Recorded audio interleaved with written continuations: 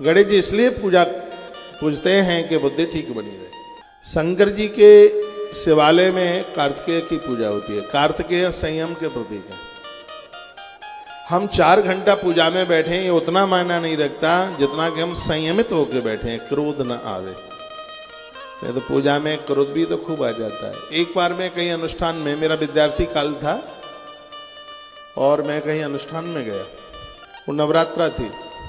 नवरात्रा के अनुष्ठान में सब अमावस्या को ही तैयारी कर ली जाती है। सेठ जी बैठे पूजा में, मैं भी किसी आचार्य के संग गया था, आचार्य कोई और थे, तो दुर्गा पाठ था उसमें। तो वो सेठ जी एक एक मिनट पर घर वाली को गालियां दे पूजा में बैठ के, तेरी अकल खत्म हो गई है। और वो ऐसी बुरी बुरी गाली देवे, जनेऊ नहीं है, कपूर नहीं है, माला नहीं है, ये नहीं है, घी नहीं है, चमचा नहीं है, चमचिया नहीं है, दही नहीं है। तो पूजा में ये क्रोध न आवे उसके लिए कार्तिकेय की जरूरत है।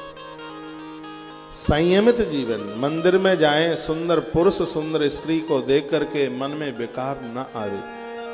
तीर्थों में जावे, तीर्थों में अपराध न हो, इसलिए महादेव के संग भगवान कार्तिकेय की पूजा होती है।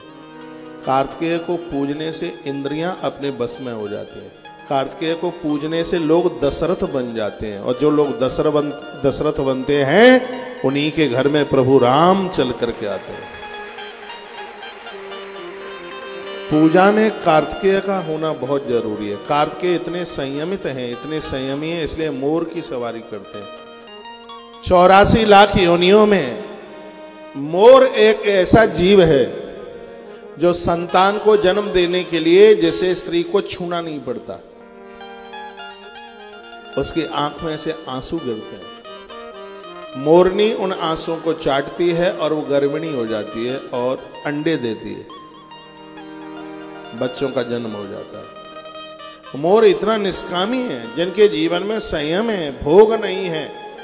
भगवान श्री कृष्ण उसके मोर पंख को अपने माथे पर लगा लेते हैं, अपने मुकुट में लगा लेते हैं। श्री कार्तिकेय मोर की सवारी करते हैं।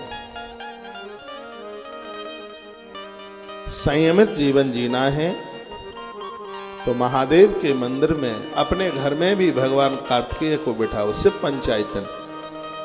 पंचायतन में शिवलिंग, शिवपिंडी, गणेश जी, कार्तिकेय जी, पार्वती माँ, इसमें दुर्गा नहीं है, पार्वती है, और नंदी। इसको कहते हैं शिव पंचायतन। आनंद हो जाए। तो आप समझ गए हैं कार्तिकेय को क्यों पूजा जाता है। श्री कार्तिकेय जी के द्वारा इंद्रियां संयमित होती हैं। भड़काऊ और भड़काऊ इंद्रियां अपने कंट्रोल में हो जाती हैं। कार्तिकेय को पूजने से गुप्त बीमारियां समाप्त हो जाती है।